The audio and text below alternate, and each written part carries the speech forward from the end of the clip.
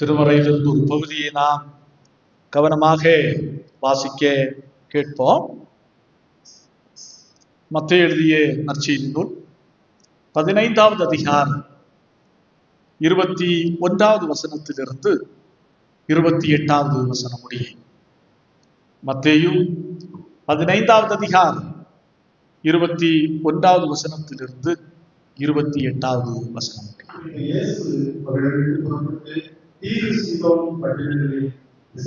போனான். அப்பொழுது அந்த திசையில் குடியிருந்த கானானிய ஸ்திரீ ஒருத்தி அவரிடத்தில் வந்து, ஆண்டவரே, தாவீதின் குமாரனே, எனக்கு இரங்கும், என் மகள் பிசாசினால் கொடிய வேதனைப்படுகிறாள் என்று சொல்லி கூப்பிட்டார். அவளுக்கு பிரயோஜனமாக அவர் ஒரு வார்த்தையும் சொல்லவில்லை. அப்பொழுது அவருடைய சீசர்கள் வந்து, இவள் நம்மை பின்தொடர்ந்து கூப்பிடுகிறாளே, இவளை அனுப்பிவிடும் என்று அவரை வேண்டிக் கொண்டார்கள். அதற்கு அவர், காணாமல் போன அமுதமாகிய இஸ்ரவேல் வீட்டாரிடத்திற்கு அனுப்பப்பட்டேன் என்று மற்றபடி அல்ல என்றார்.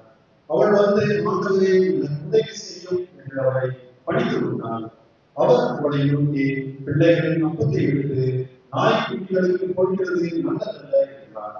அதற்கு அவள், நீதான் ஆண்டவரே, ஆகிலும் நாய்க்குட்டிகள் எஜமான்களின் மேசைகளிலிருந்து விழும் துணிக்கைகளை இன்னுமே என்றார்.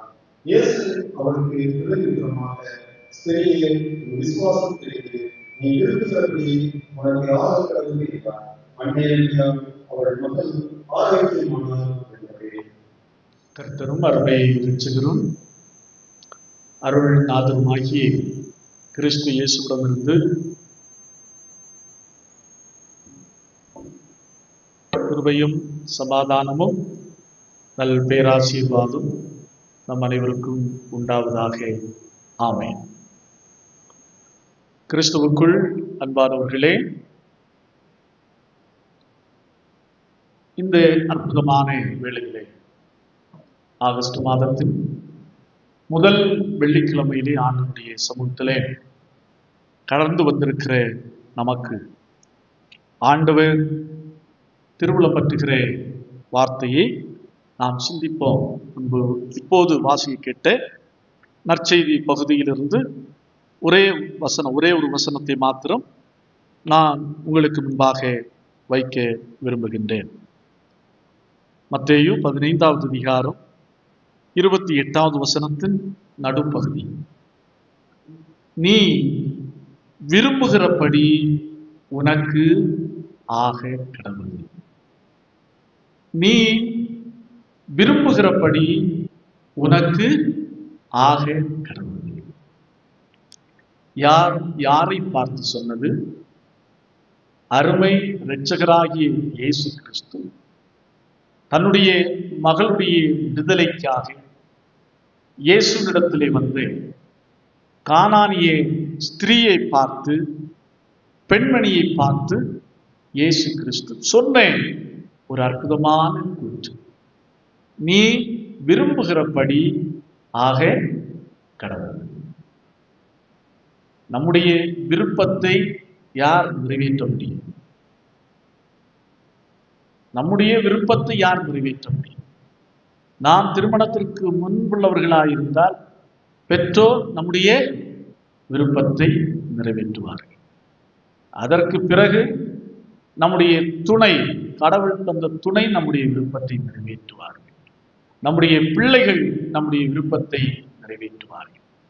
ஆனால் இங்கே அருமை இரட்சகராகிய இயேசு கிறிஸ்து சொல்லுகிறார், நீ விரும்புகிறபடி உனக்கு ஆக கடவுள். 2024வது ஆண்டு இந்த ஆகஸ்ட் மாதத்தின் முதல் உபவாச கூடுகையிலே கடந்து வந்திருக்கிற நம் ஒவ்வொருவரையும் பார்த்து, உங்கள் ஒவ்வொருவரையும் பார்த்து ஆண்டவர் சொல்லுகிறார், நீங்கள் விரும்புகிறபடி என்ன செய்ய கடவுள்? ஆக கடவுள். கடவுள் தம்முடைய பிள்ளைகளுடைய மன விருப்பத்தை நிறைவேற்றுகின்றவர். ஆகையினாலே தான் சங்கீதக்காரன் மிக அருமையாக, மிக நேர்த்தியாக சொல்லுகிறார் 20வது சங்கீதத்திலே, அவர் உன் மன விருப்பத்தின்படி தந்துருளி. அவர் உன் மன விருப்பத்தின்படி தந்துருளி உனது ஆலோசனைகளை எல்லாம் நிறைவேற்றுவானாக. அன்பானவர்களே, அண்மையில் இந்த வாரத்திலே ராகுல் காந்தி அவர்கள் ஒரு கேஸ் காரியத்திற்காக உத்தரப்பிரதேசத்துக்கு வருகிறார். சுல்தான்பூர் என்ற இடத்திற்கு வந்துவிட்டு அவர் திரும்பி போகின்ற போது ஒரு செருப்பு கடையிலே ஒரு வண்டியை நிறுத்த சொல்கிறார். ஒரு ஏழை மனிதர் கிட்டத்தட்ட 40 ஆண்டு காலம் அந்த செருப்பு தைக்கிற தொழிலை செய்து கொண்டிருக்கிறார். வண்டியை நிறுத்த சொன்ன ராகுல் காந்தி நேராக அந்த கடைக்கு சென்று எப்படி செருப்பு தைப்பது, ஷூ தைப்பது என்பதை சொல்லி தாருங்கள் அப்படி என்று கேட்கிறார். அதற்கும் அந்த ராம் சைத் என்ற அந்த செருப்பு தைக்கின்ற தொழிலாளி ராகுல் காந்திக்கு பயிற்சி கொடுக்கிறார். அப்போது அந்த ராம் சைத் என்ற அந்த செருப்பு தைக்கின்ற தொழிலாளி ராகுல் காந்தியிடத்தில் தன்னுடைய மன விருப்பத்தை சொல்லுகிறார். எனக்கு தைக்கிற ஸ்டிச்சிங் போடுகிற ஒரு மிஷின் கிடைக்கும் என்று சொன்னால் எனக்கு ரொம்ப வசதியாக இருக்கும். நான் கையினாலேயே செருப்புகளை செய்துட்டு இருக்கிறேன், தச்சிட்டு இருக்கிறேன். ஒரு மிஷின் கிடைத்தால் நன்றாக இருக்கும் என்று தன்னுடைய மன விருப்பத்தை சொன்னார். அதற்கு ராகுல் காந்தி ஆமோதித்து விட்டு தன்னுடைய இடத்துக்கு போய்விட்டார். அவர் என்ன சொல்கிறார் என்று சொன்னால், அந்த ராம் சைத் அந்த செருப்பு தைக்கிற தொழிலாளி அந்த போன உடனே ராகுல் காந்தி என்ன செய்தார் என்று சொன்னால், அந்த செருப்பு தைக்கிற தொழிலாளி கேட்ட வண்ணமாகவே ஸ்டிச்சிங் மிஷினை அனுப்பி கொடுத்தார். இவருக்கு சந்தோஷம் தாங்கவே முடியவில்லை. உடனே இவர் அவருக்கு 2 செருப்புகளை தைத்து கொடுத்து அனுப்புகிறார். அதாவது அவர் என்ன சொல்கிறார் என்று சொன்னார், இந்த ராம் சைத், நான் தையல் மிஷின் கேட்டேன், உண்மைதான், ஸ்டிச்சிங் மிஷின் கேட்டேன், ஆனால் இவர் எங்க தரப்போகிறாரு அப்படி என்றுதான் நான் மனதுக்குள்ளே நான் நினைத்தேன். போன உடனே தன்னுடைய வீடு போன உடனே என்னை மறந்து விடுவார் என்று நான் நினைத்தேன். ஆனால் மறவாமல் போன உடனேயே என்னுடைய விருப்பத்தை அவர் என்ன செய்து வைத்தார், நிறைவேற்றி வைத்தார். மனிதன் இவ்வாறு இருக்கும் போது மனிதனையே படைத்த ஆண்டவர் எப்படி இருப்பார்? உண்மையாகவே அவருடைய பிள்ளைகளுடைய மன விருப்பத்தை நிறைவேற்றுகிறார். இங்கே அதைத்தான் மிக பார்க்கும். கானானிய பெண்மணியினுடைய மன விருப்பத்தை நிறைவேற்றுகிறார். கானானிய பெண்மணியுடைய விருப்பம் என்ன? அவளுடைய மகள் பிசாசின் பிடியினாலே சிக்கி தவிக்கிறார். வேற ஒன்றும் இல்லை, அவளுக்கு விடுதலை தேவை, மகளுக்கு விடுதலை தேவை. அதான் அந்த கானானிய ஸ்திரீயை பற்றி, கானானிய ஸ்திரீனுடைய விருப்பம். இங்கே நாம் அதுதான் நாம் பார்க்க வேண்டும். ஒரு யாருடைய விருப்பத்தை கடவுள் நிறைவேற்றி வைக்கிறார்? கானானிய பெண்மணி. அதான் கானானிய பெண்மணி என்று மத்தேயு அழுத்தம் திருத்தமாக சொல்கிறார். இதில் நாம் புரிந்து கொள்ள வேண்டும், ஏன் கானான் நாட்டு பெண், அந்த பெண்மணியுடைய பேர் இல்லை, ஆனால் கானான் நாட்டு பெண்மணி, கானானிய பெண்மணி அப்படின்னு சொல்லப்பட்டிருக்கிறது. இஸ்ரவேல் ஜனங்களுக்கும் கானானியருக்கும் ஒருபோதும் ஒத்து போகாது, பொருந்தாது. கடவுள் இஸ்ரவேல் ஜனங்களுக்கு கொடுத்த கட்டளை என்னவென்று சொன்னால், நீ கானான் நாட்டுக்குள்ளே, யோசுவாவுக்கு கொடுத்த கட்டளை என்னவென்று சொன்னால், கானான் நாட்டுக்குள்ளே பிரவேசிக்கும் போது கானானியர் எல்லாரையும் என்ன செய்து விடு, அழித்து விடு. ஏன் கானானியரை கடவுள் அழிக்க சொன்னார்? அவர்கள் கடவுளுக்கு விரும்பத்தகாத வழிபாடுகளை, தெய்வ வழிபாடுகளை அவர்கள் கொண்டவர்கள். அதோடு மட்டுமல்லாமல் தங்களுடைய பிள்ளைகளையே தங்களுடைய தெய்வத்திற்கு பலி கொடுக்கக்கூடிய பண்புடையவர்கள் இந்த கானானியர்கள். ஆகையினாலே ஆண்டவருடைய பார்வையிலே மிகுந்த கோபத்திற்குள்ளானவர்கள். ஆகையினாலே தான் இஸ்ரவேல் ஜனங்களுக்கும் கானானியருக்கு பொருந்துவதில்லை. கானானியரை முற்றிலுமாக அகற்றி விடு என்று யாரை பார்த்து கடவுள் சொன்னாரோ அதே கூட்டத்தை சார்ந்த ஒரு பெண்மணியினுடைய மன விருப்பத்தை ஆண்டவர் நிறைவேற்றுகிறார். இதிலிருந்து ஒன்றை நாம் புரிந்து கொள்ள வேண்டும். ஆண்டவர் கோத்திரம் பார்ப்பதில்லை, எந்த இனம் என்று பார்ப்பதில்லை, எந்த இடம் என்று பார்ப்பதில்லை, எந்த சமயம் என்று பார்ப்பதில்லை. இதை எல்லாவற்றையும் கடந்து ஆண்டவர் செயல்படுகிறார். ஆண்டவர் தம்முடைய மக்களுடைய மன விருப்பத்தை நிறைவேற்றுகிறார். ஒரு கானானிய பெண்மணி, ஆண்டவர் சொல்லுகிறார், நீ விரும்புகிறபடி உனக்கு ஆக கடவுள், நீ போ, உன் மகள் என்ன செய்வாள்? அவ சொன்ன உடனே குணமடைந்து விட்டாள். ஒரு கானானிய நாட்டு பெண்மணிக்கு இவ்வளவு பெரிய அற்புதம் நடந்ததுக்கான காரணம் என்ன? இஸ்ரவேலில் எத்தனை பேர் இருந்தார்கள்? பிசாசு வல்லமையினாலே ஆட்கொள்ளப்பட்டவர்கள் இருந்தார்கள். அவர்களுக்கு கிடைக்காத இந்த ஒரு பெரிய பாக்கியம் ஏன் இந்த கானானிய பெண்மணிக்கு கிடைத்தது? ஏன் இந்த கானானிய பெண்மணிக்கு கிடைத்தது? அதான் 3 காரியங்களை மாத்திரம் சுருக்கமாக சொல்லி சுருக்கமாக நான் நிறைவு செய்கின்றேன். முதலாவது வாசிகள் பார்க்கலாம். 22வது வசனம்.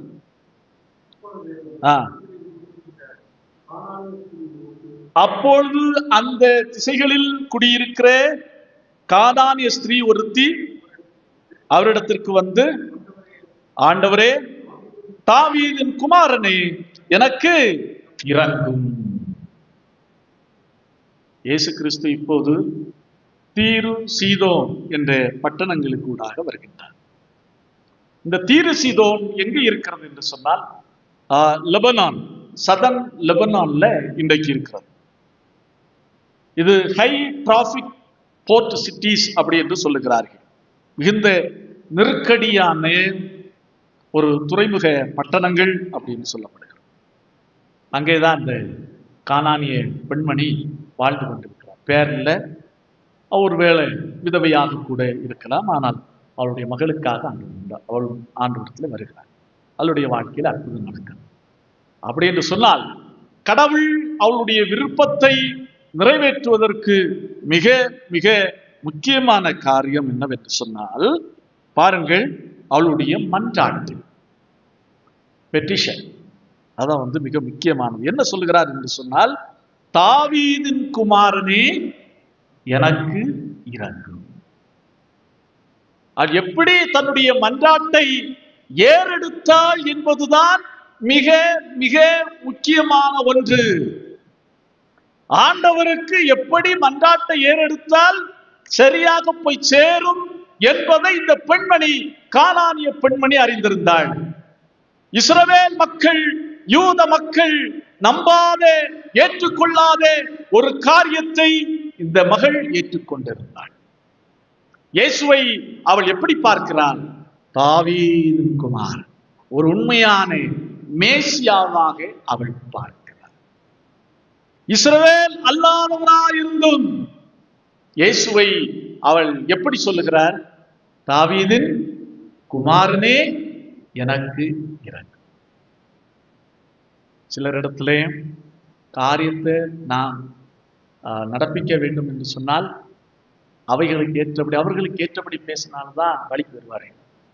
நம்முடைய விருப்பத்துக்கு நிறைவேற்ற வருவார்கள். அப்ப அதற்கு ஏற்றபடி பேச வேண்டும். அதான் சொல்லுவார்கள், நீ அவரிடத்துல போகும்போது இவ்வாறு பேசு, நீ இவ்வாறு பேசினால் நிச்சயமா அவர் என்ன செய்வார்?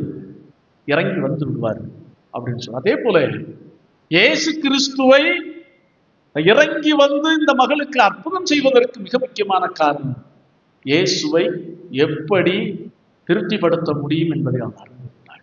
ஆகையினாலே தான் ஒரே வார்த்தை தான், தாவீதின் குமாரனே, எனக்கு இரங்கும். அது எல்லாரையும் கவனத்தில் ஈர்த்தது, இயேசுடைய கவனத்தையும் ஈர்த்தது. இதற்கு ஒரு சிறந்த உதாரணம் பாருங்கள், மார்க்கு நற்செய்தி நூல் 10வது அதிகாரம் 46 முதல் 52 வரை உள்ள வசனங்களையும் நாம் வாசித்து பார்க்கின்ற போது மிக தெளிவாய் கண்டுகொள்ள முடியும். அங்கே ஒரு பிச்சைக்காரன், தெருவோரத்தில் இருந்த பத்திமேயு என்ற பிச்சைக்காரனுடைய வாழ்க்கையில் ஒரு பெரிய அற்புதம் நடக்கிறது. அவன் பிறவியிலேயே பார்வை இழந்தவன். அவனுடைய வாழ்க்கையிலே ஒரு பெரிய அற்புதத்தை செய்கிறார். அவன் எப்படி கூப்பிட்டான்? இயேசுவே, தாவீதின் குமாரனே. எங்க அடிக்கிறோம் பாருங்க. இதை இஸ்ரவேல் ஜனங்கள் ஏற்றுக்கொள்ளவில்லை. மெஜாரிட்டியான பீப்புள், பரிசேயர்கள், சதுசேயர்கள், வேதபாரர்கள், இதெல்லாம் அவர்கள் எல்லாம் இதை ஏற்றுக்கொள்ளாத ஒரு காரியம். இவர் மோசே இந்த மரியாளின் மகன் அல்லவா, யோசேப்பின் குமாரன் அல்லவா, அப்படி என்றுதான் அவர்கள் பேசிக்கொண்டிருந்தார்களே ஒழிய, ஆனால் அதில் ஏற்றுக்கொள்ளவில்லை. மெய்யான மேசியா, தாவீதின் வழியிலே, வம்சத்தின் வழியிலே வந்த உண்மையான மேசியா என்ற நிலையில அவர்கள் ஏற்றுக்கொள்ளவில்லை. ஆனால் இந்த பிச்சைக்காரன் அதை சொல்கிறார், தாவீதின் குமாரனே. இந்த கானானிய ஸ்திரீயும் தாவீதின் குமாரனே. பாருங்க, இதை நாம் கூர்ந்து கவனிக்க வேண்டும். நாம் ஜெபிக்கின்றோம், வார்த்தை ஜாலங்கள் அல்ல முக்கியம். நம்முடைய விண்ணப்பங்கள் ஆண்டவருடைய சமூகத்திலே சேர வேண்டும் என்று சொன்னால் நாம் எப்படி ஜெபிக்கிறோம் என்பதிலே தான் இருக்கிறது. எப்படி சென்றால் இந்த விண்ணப்பம் ஆண்டவருடைய சமூகத்திலே போய் சேர முடியும் என்பதை இந்த கானானிய ஸ்திரீயும் இந்த பிச்சைக்காரனாயிருந்த பிறவி குருடனும் பிறவி பாவையற்ற மாற்றுத்திறனாளியும் நன்றாக அறிந்திருந்தார்கள். ஆகையினால்தான் ஒரே வரியிலே இயேசுடைய கவனத்தை அவர்களால் திருப்ப முடிந்தது. இதை நம்முடைய வாழ்க்கையிலே நாம் புரிந்து கொள்ள வேண்டும். ஆம், கிறிஸ்துவுக்குள் அன்பானவர்களே, அவர்கள் சும்மா பிறர் சொன்னார்கள் என்பதற்காக அல்ல, உண்மையாகவே இருதயத்தின் ஆழத்திலிருந்து கருத்தோடு என் ஆண்டவர் தாவீதின் குமாரன் தான், எதிர்பார்த்த மேசியாதான் என்பதை அவர்கள் தங்களுடைய வாயிலிருந்து வெளிப்பட்ட வார்த்தையினாலே வெளிப்படுத்தினார்கள். ஆகவே அந்த கருத்தோடு ஜெபிக்கின்ற ஜெபம் மிகுந்த அர்த்தமுள்ளது, ஆண்டவருடைய சமூகத்திலே சென்று சேர வல்லது என்பதை நாம் புரிந்து கொள்ள வேண்டும். அடுத்து 2வது பாருங்கள், 24வது வசனத்தை வாசியுங்கள்.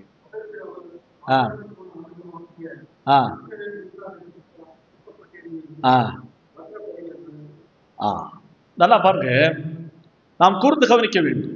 அவள் இயேசு தாவீதின் குமாரனே எனக்கு இறங்கும் என்று அப்படியே கூப்பிட்டு கொண்டு போகிறாள். சீடர்களுக்கே பொறுத்து கொள்ள முடியவில்லை. ஐயோ, இந்த பெண்மணி கூப்பிட்டு கொண்டே வருகிறாள். அப்போ இயேசுனிடத்தில் இவர்கள் ரெக்கமெண்டேஷனுக்கு போகிறார்கள். அப்போ சீஷர்கள் அவரை பார்த்து சொல்லுகிறார்கள், இவள் நம்மை பின்தொடர்ந்து கூப்பிடுகிறாளே, இவளை அனுப்பிவிடும் என்று அவரை வேண்டிக் கொண்டார்கள். கவனிக்க வேண்டும். வேண்டிக் கொண்டார்கள். அவர்களுக்கு இயேசு கிறிஸ்து சொன்ன பதில் என்ன? காணாமற் போன ஆடுகளாகிய இஸ்ரவேல் வீட்டாரிடத்திற்கு அனுப்பப்பட்டேனே என்று மற்றபடி அல்ல. ஒரு குடும்ப ரீதியான ஒரு காரணத்தை இயேசு கிறிஸ்து முன்வைக்கிறார். ஒரு இன ரீதியான ஒரு காரியத்தை முன்வைக்கிறார். ஏமா, நான் கானானியர், அது மறைமுகமாக வெளிப்படையாக சொன்னால் எப்படி சொல்லணும்? நான் கானானியருக்காக ஒன்றும் வரவில்லை, நான் யாருக்காக வந்தேன்? காணாமற் போன இஸ்ரவேல் வீட்டாருக்காக வந்தேன். அப்படி என்று சொன்னால் நீ ஒரு கானானிய பெண்மணி, நீ நினைக்கிற காரியம் இங்க நடக்காது அப்படிங்கிற முறையிலே இயேசு கிறிஸ்து பேசுகிறார். அவர் டெஸ்ட் பண்ணுகிறார். பாருங்க, டெஸ்ட் பண்ணுகிறார். அதுல கூட அவ ஜெயிச்சுட்டா பாருங்க. அது தொடர்ந்து இன்னொரு பயங்கரமா ஒன்று சொல்லுகிறார் பாருங்கள். அதுல அவள் ஜெயிக்கிறார். ஆண்டவரே, மீண்டும் அவள் பணிந்து கொண்டு உதவி செய்யும் என்று கேட்கிறார். அதற்கு இயேசு கிறிஸ்து மீண்டும் சொல்லுகிறார். 26வது வசனத்தை வாசியுங்கள். பிள்ளைகளின் அப்பத்தை எடுத்து நாய்க்குட்டிகளுக்கு போடுகிறது நல்லதல்ல. பிள்ளைகளின் அப்பத்தை எடுத்து நாய்க்குட்டிகளுக்கு போடுகிறது நல்லதல்ல. ஒரு உதவிக்காக, ஒரு தெய்வீக சுகத்திற்காக போய் நிற்கிற ஒரு பெண்மணியிடம் இயேசு கிறிஸ்து பிள்ளைகளின் அப்பத்தை எடுத்து நாய்க்குட்டிகளுக்கு போடுகிறது. அப்போ அதாவது பிள்ளைகள் யார்? இஸ்ரவேல் ஜனங்கள். நீங்க ஒரு நாய்க்குட்டிகள் மாதிரி இயேசு கிறிஸ்து அந்த மாதிரி விதத்திலே பேசுகிறார். ஆனால் அந்த பெண்மணி இடத்திலே காணப்பட்ட சிறப்பு குணம் பொறுமை. முதலாவது சொன்ன மன்றாடினாள், இரண்டாவது அவர் பொறுமையோடு நடந்து கொண்டாள். நாம இருப்போமா? உனக்காக நான் வரலப்பா, என் குடும்பத்தாருக்காக, என் இனத்தாருக்காக நான் வந்தேன்னு சொன்னா நம்மால் பொறுத்து கொள்ள முடியுமா? உடனே அந்த இடத்தை விட்டு நாம் வெளியேறி விடுவோம் அல்லவா? அதே போலதான் ஒரு உதவிக்காக போய் நாய்க்குட்டிகளுக்கு போடுகிற காரியம் அப்படின்னு சொல்லி பேசினால், நம்மை ஒரு நாய்க்குட்டிய லெவலுக்கு நம்மை தரம் தாழ்த்தி பேசினால் நாம் அதை ஏற்றுக்கொள்வோமா? ஏற்றுக்கொள்ள மாட்டோம் அல்லவா? உடனே வெளியே வந்து விடுவோம் அல்லவா?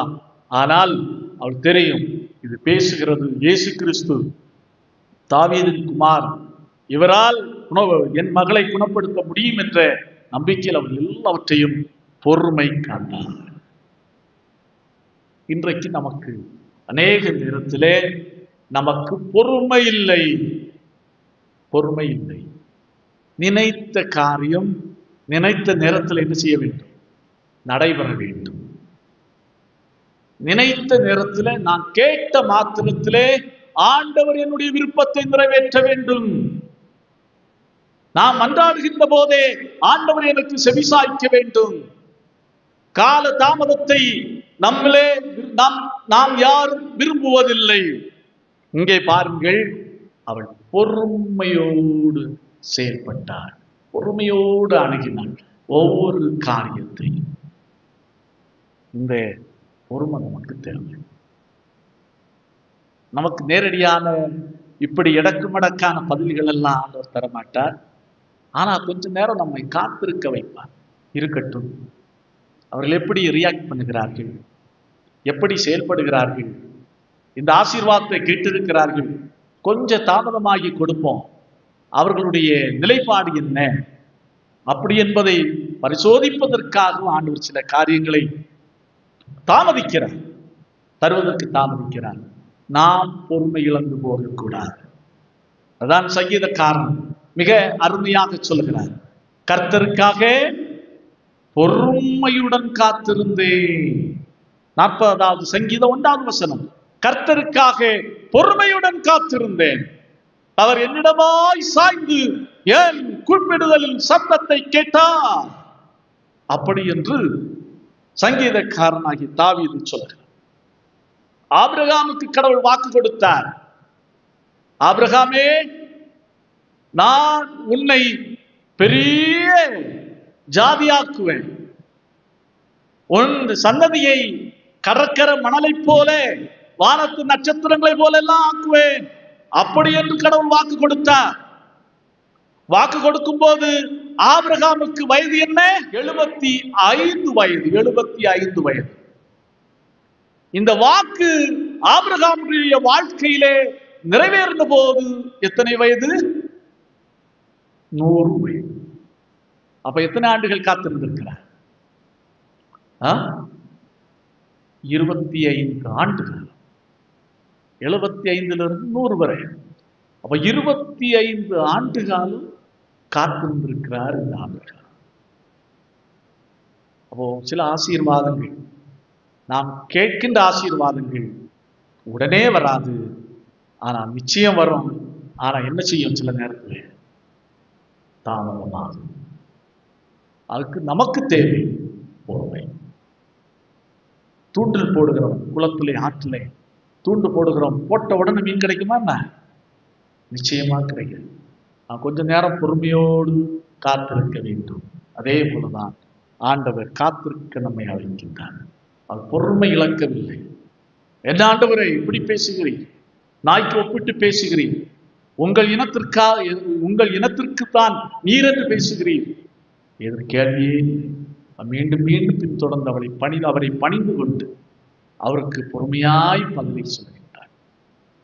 ஆகையினாலே தான் ஆண்டவர் அவளை பார்த்து சொன்னார், நீ விரும்புகிறபடி உனக்கு ஆக கடவுள் அப்படின்னு சொன்னார். 3வது அவளிடத்துல காணப்பட்ட மிக முக்கியமான ஒரு காரியம் அதுதான். பாருங்கள், 23வது வசனத்தை வாசிக்க.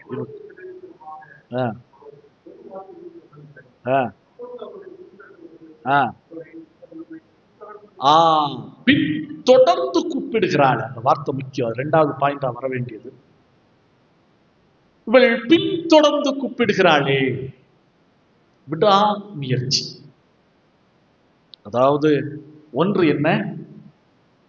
என்ன சொன்னேன், மன்றாடினாள், விண்ணப்பம் பண்ணினாள், விண்ணப்பம் மனு தாக்கல் செய்து விட்டாள். இரண்டாவது பொறுமையோடு இருக்கிறார். அது மூன்றாவது காணப்பட்ட சிறப்பு குணம் என்னவென்று சொன்னால், தொடர்ந்து போராடுகிறார். தொடர்ந்து போராடுகிறார். ஏதோ இவர் சொல்லிட்டாரு போயிடுவோம், நோ, தொடர்ந்து போராடுகிறார். தொடர்ந்து கடவுளிடத்தில் வருகிறார். அவர் கேட்கிற கேள்விகளுக்கெல்லாம் பதில் சொல்லுகிறார், பொறுமையாய் பதில் சொல்லுகிறார். இதான் நாம் முன்னிடத்திலிருந்து கற்றுக்கொள்ள வேண்டிய மிக முக்கியமான காரியம். நம்முடைய அந்த ஜெயலலிதா அவர்கள் முதலமைச்சராக இருந்தபோது, அவர் சாவதற்கு அந்த டேமுக்கு முந்தின டேம் இருந்தபோது, போயஸ் கார்டில் இருந்து செக்ரட்டரியேட்டுக்கு தினந்தோறும் இந்த காலையில் வருவாங்க, ஆபீஸ் நேரத்தில் வருவாங்க. அவர் செங்கல்பட்டை சேர்ந்த ஒரு ஏழை குடியான பிள்ளைகள் யாரோ அந்த கத்தீட்ரல் ரோடில் வாடகையில் குடியிருக்கிறார்கள். மகனுடைய வீட்டில் இந்த முதியவர் தங்கி இருக்கிறார். அவருடைய ஆதரவில் இந்த பெரியவர் இருக்கிறார். செக்ரட்டரியேட்டுக்கு அம்மா ஜெயலலிதா அவர்கள் போகின்ற போது, வீட்டில இருந்து போகின்ற போது அந்த டைமை பார்த்து வச்சுட்டு டெய்லி போய் நிற்பார். டெய்லி போய் நின்றுட்டு அந்த அம்மாவுக்கு என்ன செய்வாங்க, வணக்கம் தெரிவிப்பார். அந்த அம்மா பார்க்கறதோ இல்லையே, வணக்கம் தெரிவிப்பார். அதே போல திரும்பி வருகிற நேரம் தெரியும், அந்த போலீஸார் ரொம்ப அலர்ட்டா இருப்பாங்க. அந்த நேரத்தை வைத்து பார்த்து திருப்பி வந்து அந்த ரிட்டர்ன் வரும்போது நிற்பார். திருப்பி வரும்போது அந்த அம்மா வழியாக வரும்போது அம்மாவை பார்த்து ஒரு வணக்கம் சொல்லுவார். ஒன்று தொடர்ச்சியா செய்துட்டு இருந்தார், தளரவே இல்லை அந்த மனுஷன். இதையும் அந்த அம்மா கொஞ்சம் கவனித்து இருக்கிறார்கள் போல தெரியுது. டெய்லி நான் வருகிற நேரத்துல எல்லாம் ஒரு மனுஷன் வாரான், நிற்கிறாரு, பக்குவமா மரியாதை செலுத்துகிறார். ஆபீஸ்ல இருந்து வரும்போதும் மரியாதை செலுத்துறார். அவருக்கு வீட்டுல வேற வேலையில வயசான காலம், பிள்ளைகளுடைய ஆதரவில் இருக்கிறார். அப்போ ஒரு நாள் திடீரென கவனித்துக் கொண்டே இருந்தார்கள், கொஞ்ச நாள் கவனித்துக் கொண்டே இருந்தார்கள். திடீரென ஒரு நாள் இப்படி அந்த பெரியவரை கூட்டிட்டு வாருங்க அப்படி என்று சொல்லி கட்டளை பிறப்பித்தார். வாங்க, அம்மா உங்களை கூப்பிடுகிறார்கள் அப்படி என்று சொல்லி அம்மாவுக்கு வீட்டுக்கே அவரை அழைத்து கொண்டு போனார்கள். அழைத்து கொண்டு போயிட்டு என்ன யாருன்னு விசாரித்து விட்டு, உங்களுக்கு என்ன வேண்டும் அப்படின்ட்டு கேட்டார். உங்களுக்கு என்ன வேண்டும்? என் பிள்ளைக்கு ஒன்று வேலை இல்லை, வீடு வாய்ப்பு வசதி எதுவுமே கிடையாது, அதனால கொஞ்சம் உதவி செய்தீங்கன்னா எனக்கு என்ன இருக்கும், நல்லா இருக்கும் அப்படின்னு சொல்லி அம்மாவும் அந்த முதியவருடைய வேண்டுதலை அப்படியே நிறைவேற்றி வைத்தார்கள். மகனுக்கு வேலை போட்டு கொடுத்து அடுத்து மற்ற உதவிகள், வீட்டுக்காரியங்களுக்கான உதவிகள் எல்லாவற்றையும் செய்து கொடுத்தார்கள். ஒரு நாள் 2 நாள் நடந்திருக்குமா? நிச்சயமா நடந்திருக்க. தொடர்ச்சியா 1-2 நாள் அல்ல, தொடர்ச்சியாக அந்த மனிதர் நின்றார். இதே போலதான் இதுவும் ஜெப வாழ்வுக்கு பொருந்தும். நாம் ஏதோ ஒரு நாள் ஜெபிக்கிறோம், அப்படியே 2 நாள் ஜெபிக்கிறோம், 3 நாள் ஜெபிக்கிறோம், நம்முடைய ஜெபத்திற்கு பதில் வரவில்லை, அப்படியே விட்டு விடுகிறோம். அப்படி அல்ல.